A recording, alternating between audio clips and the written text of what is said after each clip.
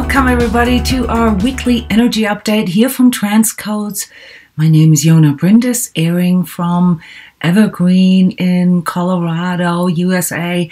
We're looking at the week of April 27th till May 3rd.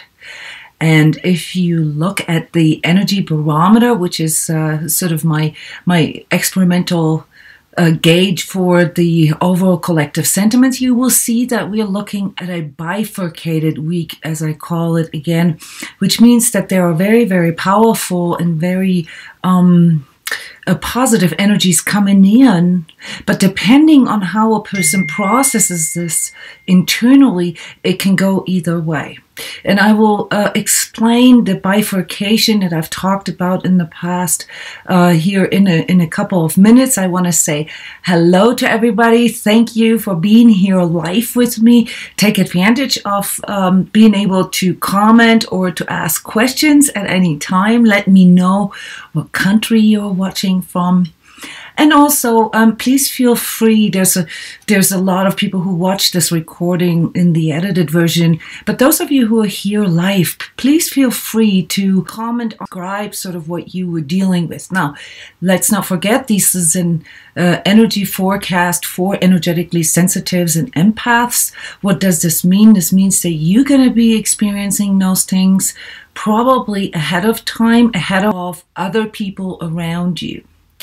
Or they will not experience this at all. They will just react to it. And this leads me back to collective energies and collective karma, and why I am talking about bifurcation. Bifurcation is a phenomenon that is known from, all sorts of sciences. It is sort of the point of no return, but not in this this intensity. It is a point where we have to make a choice, where we have to make a conscious decision. And this whole year 2018 is about refinement. It is about owning our energies, learning how to actively and consciously manage our energies, owning our spiritual being without being pulled into the mystical too much, or into the sort of the outer worldly or multidimensional aspect of it. So last week I've talked about OBEs in length and astral traveling and so forth, and the connection to our multidimensional being. We call it the etheric being, and I got a lot of comments on that, a lot of feedback, and you notice about me, I'm talking about things in a sense where I take the mystification out of it, simply because here as an energy worker, an energy healer, and the way I've learned to look at energies appears less mystical. There's a mystical aspect to our journey and our perception, and there's no limitation to that. So like part of our services here at transCODES is to teach people how to link into this mystical part and how to interpret this, how to work this inner translator, this inner transcoder, which is, by the way, why I call transCODES transCODES. Between holographic information, which is the etheric and multidimensional aspect of information that we are being exposed to, and the physical, the 3D part of us that mostly through our autonomous nervous system, through our five senses, and through our mind, tries to interpret those signals. And there's been a lot of work here in the last couple of days where we train people how to consciously erase, consciously unhook from certain energetic ties, and this is really what we're specialized on here, teaching people how to do this.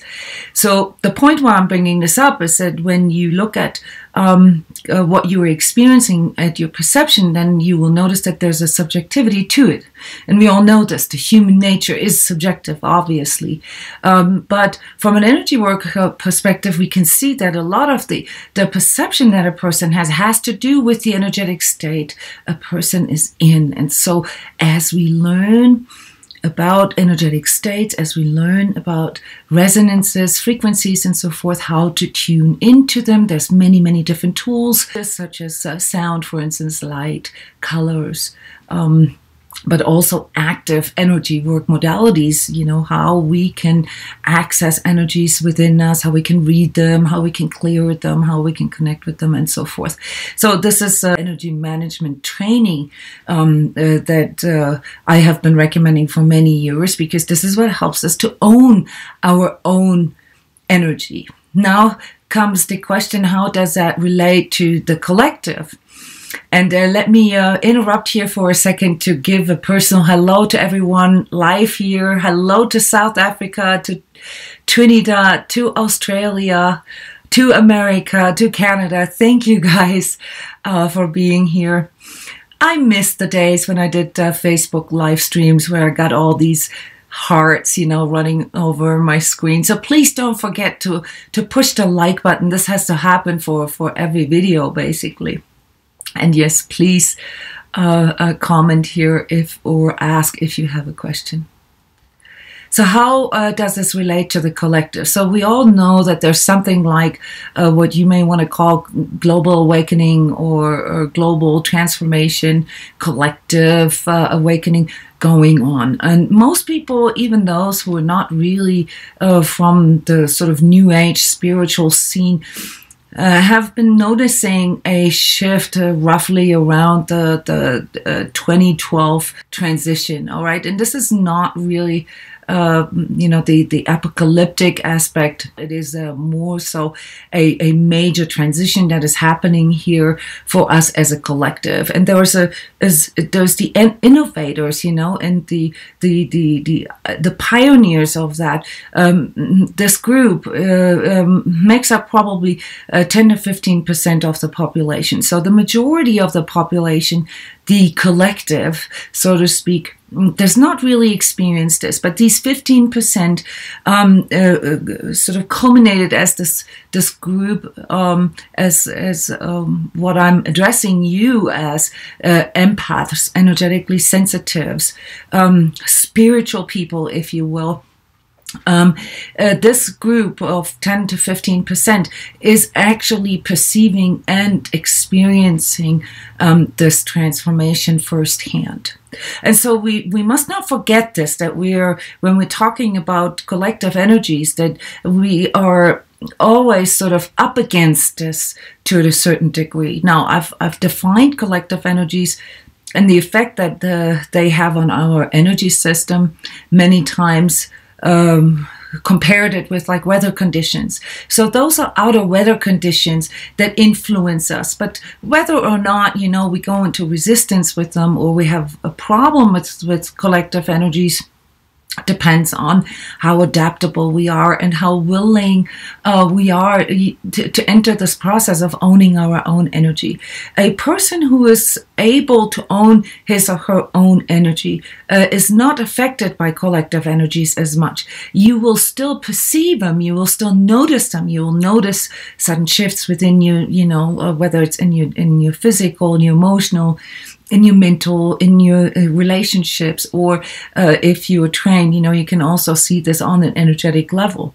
You can also notice this in your dreams. And these are all different ways of perceiving energies and processing them. So the biggest mistake that most of us do is that we try to process these things with our mind, and our mind is really not a good measuring tool for this. It's like a router that is super slow and has a very, very small bandwidth compared to the divine Wi-Fi, as I called it last week. So we have to begin to rely on a part in us that is able to transcode and to translate this higher vibratory input that we are all exposed to, but that we still don't really have an internal language for. And this is really what energy work is. It is the science, well, semi-science at this point, of learning how to decode your own energies and how to work them. So how to influence your own energy. So energy management is the active self-healing, the active transformation, the active manifestation. And this leads me now to the subject here for the next week, the main theme, so to speak, which is self-liberation. If we have not realized this, that we have the power to change things, we have the power to change our DNA, we have the power to change the pain memory that we have written in ourselves, we have the power to change our manifestation field, we have the power to change the way we interact with people, we have the power to change our circumstances. We have that power. But it hasn't really arrived in our mental consciousness that this is actually the case. So for the most part, the resistance that we're up against is our limiting belief system, that we are a victim, or that we are, like exposed and more or less imprisoned in collective energies, or in our circumstances, or, linked to our trauma, our karma, our past, and so forth. So you see where I'm getting at with this. Self-liberation is the conscious act of owning, all of that and letting it go, so that you can be free of these predisposed or conditioned or pre-programmed codes that are implanted in you, through the collective exposure that we have. So the reason for me why I have been coming out here with these energy updates for years, I've been doing this now, is to empower those who are starting to experience this firsthand, who are starting to feel the shifts, who are starting to realize that this is a part of their reality, but that they don't yet have the ability to fully sort of control this. To be frank with you, there will probably never be the point where we feel like we are mastering this 100%, but there's a major shift that can happen in our life when we begin to consciously own all these parts, all right? And that requires, and this will particularly be valid here for the next year, this requires us to look at our subconscious stuff, to work with this, to work with our payoffs, to work with our shadow traits, to work with all these fears and all these unconscious triggers that we have that can be tripped by specific collective energies coming in. So if we want to liberate ourselves from the collective exposure, all right, this doesn't mean that we have to go against it. We don't have to vilify or judge the collective either. Those things just are. That would be just as ridiculous as being angry at the weather, getting angry at rain, So you want to accept that these energies are always there, that your system is constantly interacting. And in fact, you want to go a step further and want to connect with this, because this is what I'm trying to really give you here, is the opportunity to connect with these things, not to see this as a prediction and, oh my God, she said it's going to be a bad week, and so, you set yourself up for this. No, this is not a horoscope or anything like this. This is an observation, okay? An observation coming from data here that is produced by people who are extremely sensitive, who are visionaries, and who can speak that language. So we transcode this for you. That's all we do. And by connecting with this, you can help yourself to counteract this, to connect with your own medicine, to connect with this active self-healer in you. And this requires a little bit of discipline. And I want to share something with you here real quick. And if you watch this video in the edited version, you'll get a little more info about this.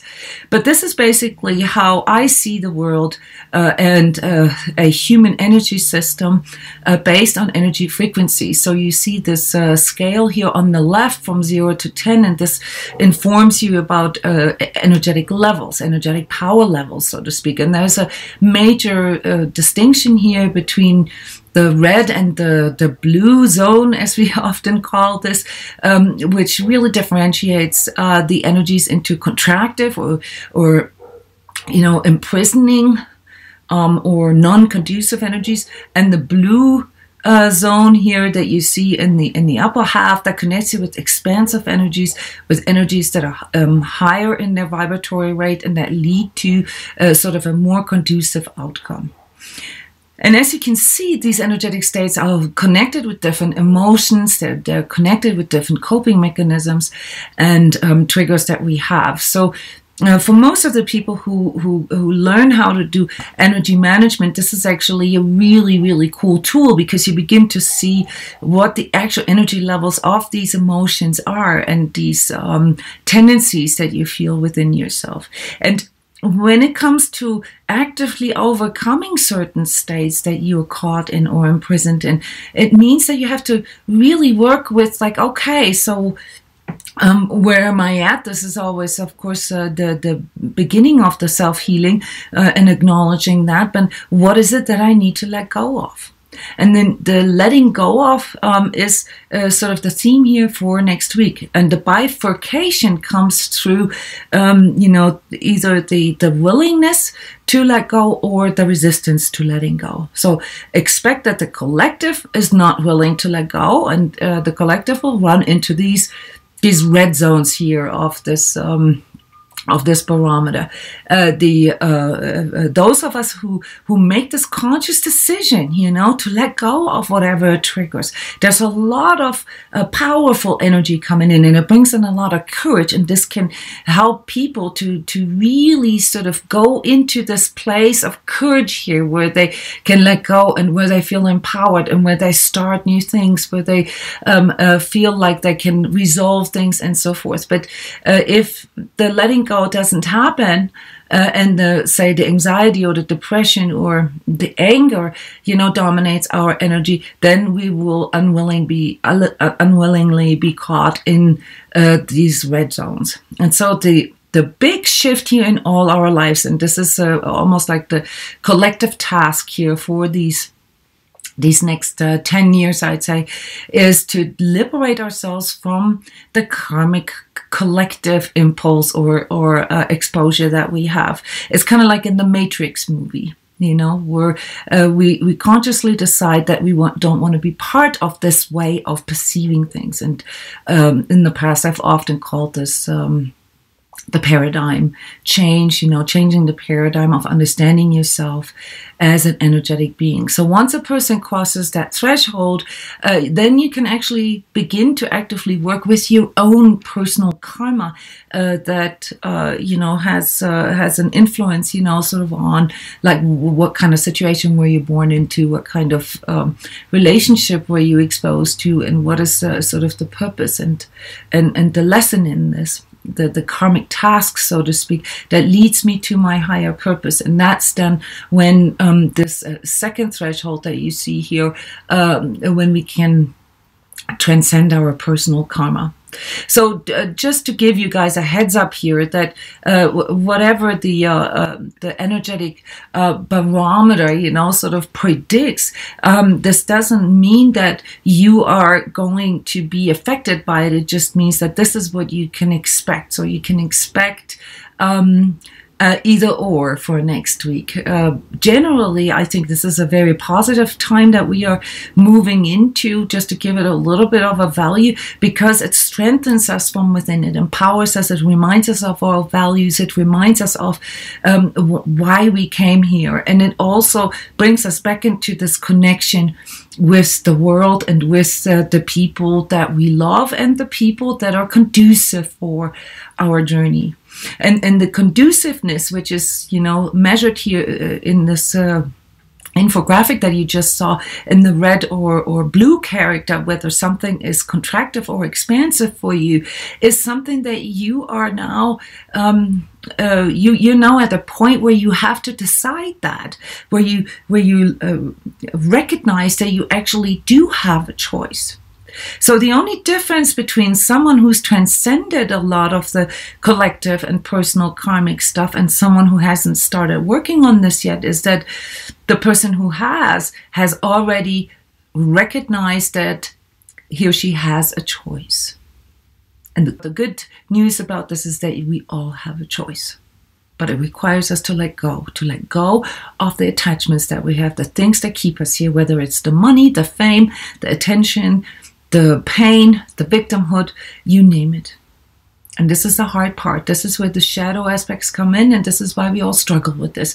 And whether or not you're going to succeed with this next week, you know, it depends very much on your conscious awareness.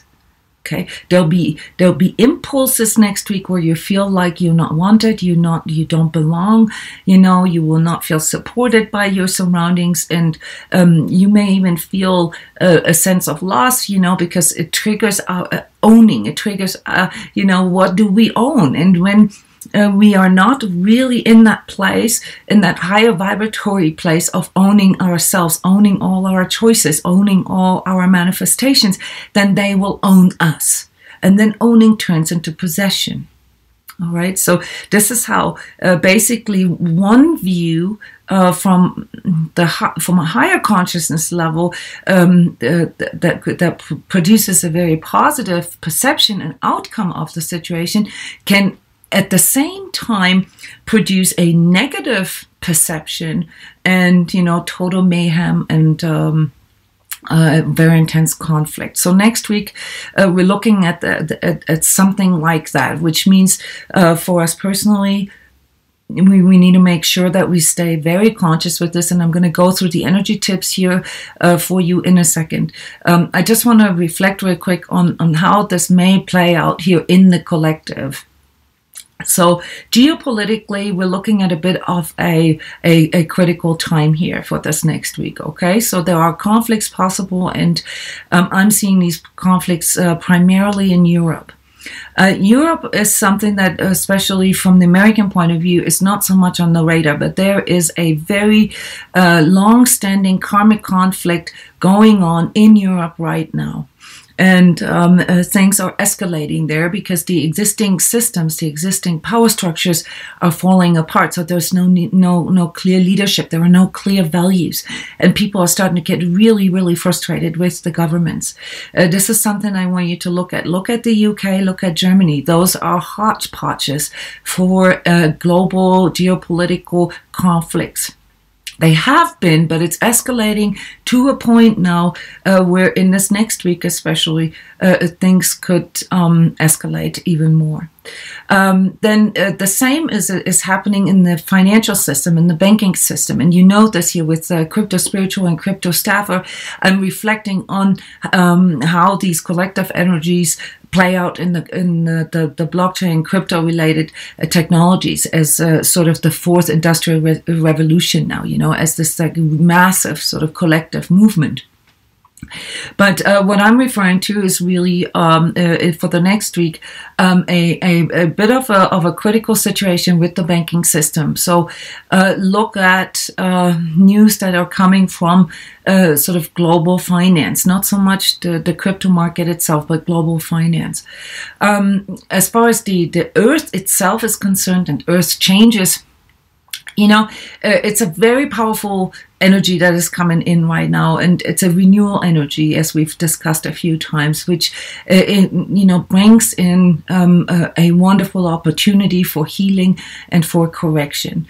I don't see any particular sort of weather thing, you know, other than the normal sort of change of weather patterns that we have for the next week. I'm seeing most of the shakiness in the collective systems and not so much in the earth itself. One of the things that I've pointed out last time is the connection here really with the earth itself as a healing power, as a sort of divine source of you know, that we can make work for us, and this has to do with energy work. Some of you know this, maybe, you know, I originally started my professional career in chemistry and biochemistry. And, you know, I was always looking for the code. I was always looking for, you know, the deeper explanation and the deeper communication. And I, you know, when 35 years ago, I thought, you know, this would be found in the chemical connections. And there is a lot. But the more I studied, the more I realized that there is a sort of divine power behind all that is way, way more powerful than we could ever really harness for as long as the paradigm in which we think is based on you know, the five senses, meaning like what we can see or what we can touch or what we can physically manipulate. And this is how I gradually, you know, got into energy work and understanding that all these things, the cell information that I see in the human metabolism, you know, can not only just manipulate it through chemical manipulation, it can also be manipulated through our consciousness itself. And that, you know, leads to a whole new paradigm in medicine and science as well, which is what you could look up under epigenetics. And there's a new movement, and this is a word that I created. I don't know if this exists or not, but there's a new movement to its understanding, you know, the things that can feed our DNA, that can feed our cell information. I call those holoceuticals, okay? Holoceuticals is basically these energy codes and these frequencies, these resonances that we work here. And once we shift our paradigm into understanding that we are composed of energies and that these energies can be reinstated, you know, so to speak, like healing, curing of diseases and so forth through our consciousness, if we know how to speak this language, then everything can change. Yes. And I'm looking at your comments here real quick. There's a lot of integration happening, and it allows us to feel more empathy for all the struggle, you know, that is going on in the world. It's not something we need to go against. It's really a time now of synergy and collaboration, because those are in those blue zones, you know, those are in those more conducive energy regions, that if we align ourselves to that, you know, many of our struggles can just disappear. And no rush, you commenting on the grand solar minimum.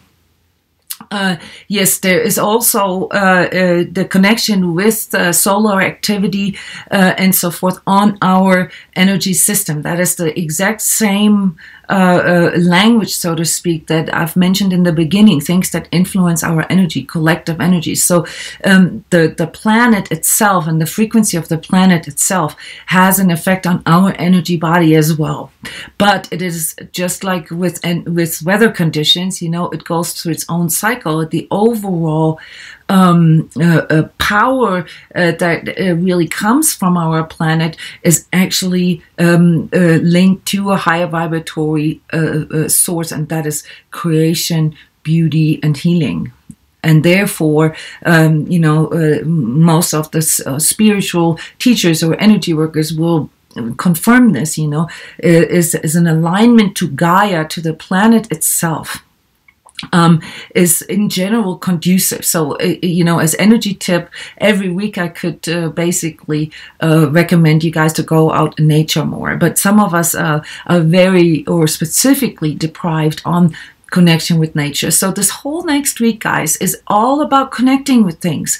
It's going into, you know, acknowledging it, you know, seeing what it does to you, and then letting go of the things that do not serve you anymore, that don't get you where you're, or what you are aligned to, or where you want to be. So some of the core questions here will be, you know, things like, where do I want to be, you know, and then to do a reality check. And what is my true alignment? You know, am I still aligned to victimhood, or do I still like the idea of fighting against the system? All right.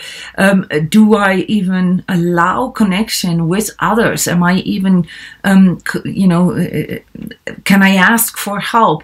Can I see that the people that I'm connected with are part of my energy system? It's an outer part, but it's part of my energy system. And is this aligned to where I want to be? Are these people conducive for me? Am I conducive to them? So synergy, of course, always goes back and forth. Am I respecting them? Am I respecting their values? Those of you who run into issues with belongingness or not feeling wanted, you will have to look at, you know, well, do you express this to other people? You know, do you respect them in their values, in their opinions, or whatever energy is coming forth to them? So are you in connection? Are you inclusive in your entire alignment, or are you exclusive? Do you think that you know, you are better than others, or that it makes you special just because you are more spiritual, or you are more aware of your energies? You know, those things are exclusive. They disconnect you. And then, of course, you know, the shadow aspect that inevitably comes in when you start asking those questions. You know, if you're not, you know, then you know, what is the payoff? What do you still get out of this? And this, of course, leads a lot of people, you know, many of us, to our inner child stuff, to our trauma and so forth that we've experienced in the past. And this needs to be included in the letting go. On an energetic level, these traumas, karma, shadow, and things that have sort of shaped your energy body are real. But if you want to get into this place where you can consciously affect your manifestations, you need to let go of them.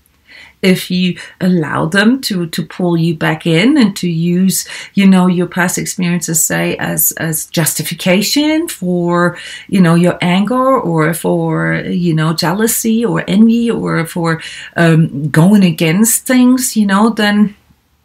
And, you know, just for the record here, of course, I'm not talking about sucking things up. I'm not talking about just sort of being the doormat and absorbing energies. On the contrary, I'm talking about becoming fully aware of what your energy body is all about and what your energies do. And this is not as mystical as that sounds. This is, you know, requires a self-discipline, you know, to really observe, where do my energies, where do my thoughts, where do my emotions go right now? And do I really want to be there? Okay, so that's what I mean with letting go.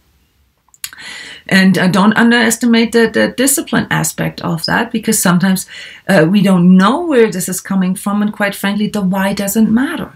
It really matters only that if we recognize in a moment, if we can discern whether an energy, an emotion, a physical sensation, or an experience, if this is conducive for us or not. And then really all we need to do is let go.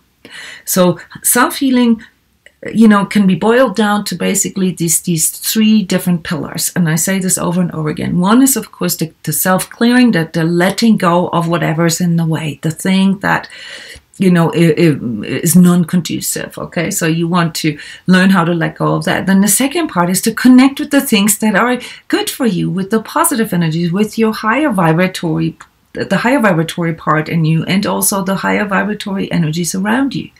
And then the third part is the integration of all of that, the integration into our 3D. And when we have a blockage there of you know, I know that many of you have already worked on this a lot, but when we have a block there between our etheric reality, you know, our energetic reality, and our 3D reality, that's when we run into this collective hurricane, so to speak. All right, this is what makes us susceptible to absorbing and to being exposed to collective karma. And this is what you need to understand. So next week is going to be a bit of a reality check, and it can lead to some of you guys excelling. And this is a wonderful energy that is coming in here for May 2018. So I'm going to record the energy forecast for May tonight. So expect an email tomorrow with the forecast for May. If you are not signed up for my email list yet, then do that, so that you can stay tuned with, and to go through the emotional, physical, mental, and so forth, the energy tips here real quick. Everything that I just shared has to do with this, so some of it is redundant. So physically, we're looking at the energy centers that are being mostly affected next week is our first chakra and our sixth chakra. So our root, our karma, our inner child, the shadow, you know, all the stuff that can pull us into this like really dark place of not belonging, not wanting to be here, you know, seeing the world as hostile and not wanting to connect and isolate. The sixth chakra is our greater vision. That is this new paradigm that I talked about, you know, the seeing the larger picture. And so we're going to have a little bit of this juxtaposition here of these two energies within us. Okay, next week. And so on an energy work level, what this will or what this can lead us to do is to really find that pathway into our heart and to really pull both of this into our heart. I've recommended a certain breathing technique here many times, and if you read my blog, you know, I mean, there's over 500 articles on how to do certain things. You have to use the keyword search, you know, to find what you're looking for, but breathing is one of the most fundamental physical energy work techniques that we can do. All right, so I am breathing as a keyword for you is something that can help you to slow down your sort of autonomous nervous reaction on the physical, because physically our nervous system is going to be compromised here next week. That means that those of you who have a tendency to have a sort of strong nervous reactions, adrenal fatigue, and you know, things that make them provide sleepless nights and so forth, you know, all that needs to be calmed down just so that you can even feel that you have a choice. Organs or things that could be flaring up next week, infections. It will mostly be like the digestive. I see the digestive system a bit compromised, so you may have like bloating and stuff like that, and this can lead to infection. So there's a direct connection between the efficiency, the energy efficiency of your gut bacteria and so forth, and your energy household. So there's a connection there. So maybe eat a little more natural foods here for this next week. You know, don't overburden your system with sugars and things that you already know that are not good for you. So it's about this conducive or non-conducive, and make a conscious choice there. Emotionally, you know, it's the powerlessness and this frustration and this self-doubt that can come in from not feeling that we are wanted, that we belong. And this is something that you will need to consciously counteract. And the best way to do this is to really go into, you as the core in you. What are your true values? You know, what do you stand for? And to not act against it. You know, if there's something that, where, like, say you're angry, overcome with anger about saying, you know, don't disrespect other people's boundaries. If you are not fully aware that when you are doing this to others, then it will keep on coming back to you. All right. And mentally, it's mostly, you know, the problem with, the decision-making process that we have. So decisions is one of the big themes here for next week. But I've tried to reframe this for you into choices. So it's more like, going away from the limiting beliefs that you have and the judgments about it, you know, and really just feeling more into you. So it's the heart mind, you know, it's your ability to actually go into your heart and feel things out. Like, say, as an example, there's a choice that you have to make, and there's sort of pros and cons that you have in your head, but instead of endlessly looping in those pros and cons and not being able to come to a conclusion, make this active step where you actually go into your heart and say, okay, let me feel this out. How does this feel to me? Does this feel congruent to me? Is this in alignment with my values? Is this in alignment with where I want to go? And this is then sort of the transition here into the social and behavioral and spiritual, because in your relationships, this can play out either way next week. If you were able to do this and actually refrain from, overly judging things that happen and really go in and connect, like say, with your loved ones or with your co-workers or with your children and say, the way this truly feels to me is so-and-so, and then go into feedback and go into collaboration. Try to find the way to be synergetic with others. And spiritually, it's the inclusiveness. So the things that I pointed out earlier, to not see yourself separate, but to be more inclusive. Try to find the inclusive, the synergetic solution. And one way of doing this, guys, is to really, on a spiritual level, is to really tune into the sacredness of your journey, your sacred heart. By the way, we have a marathon here all weekend, Friday, Saturday, Sunday, a mindfulness crash course, on how to align your energies to your heart and how to hold that place. I know most of you guys can go there, what this feels like, but you're still not really familiar or say, good at holding that place. All right. If you want to practice this on an energetic level, then go to transcodes.com and see what kind of training modalities we offer. So this weekend here, starting tomorrow, is going to be a great opportunity for that. And then on a pure energetic level, those of you who really want to work with this, you will be reminded to do shadow work. Shadow work is something that we recommend anybody. This is kind of like a vision quest, but it's not as mystical as it sounds. It's something where you really go in and with the courage to face these darker aspects of you, these aspects that you cannot fully love, that you cannot fully integrate, because ultimately, on an energetic level, these are the parts that block the integration and the manifestation there, the congruence, with your higher alignment. And if you're familiar with this, I have produced a video here that explains how this works. The unified self is a very good energy work modality that can help you to unify all your chakras, to go into full connection and full synergy with all of them by acknowledging everything and by surrendering everything. Basically letting go.